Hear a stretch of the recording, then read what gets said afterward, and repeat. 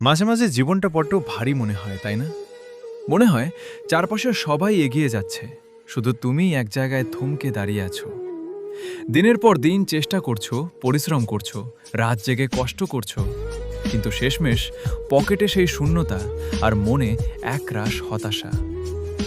যখন রাতে সবাই ঘুমিয়ে পড়ে, তখন অন্ধকারের সাথে তোমার যে লড়াইটা শুরু হয়, সেই নীরব কান্নার শব্দ শোনার মতো কেউ থাকে না। কাছের মানুষগুলোও একসময় মুখ ফিরিয়ে নেয়, ব্যর্থতার অজুহাত দিয়ে দূরে চলে যায়। কিন্তু একটা কথা কি জানো, ইতিহাসের সবচেয়ে সুন্দর অধ্যায়গুলো কিন্তু সবচেয়ে কঠিন সময় পার করেই লেখা হয়। আজ যে তোমাকে অবহেলা করছে, আজ যে তোমাকে দেখে হাসছে, তাকে মুখে জবাব দেওয়ার কোনো প্রয়োজন নেই। তোমার নীরবতাই হোক তোমার সবচেয়ে বড় শক্তি।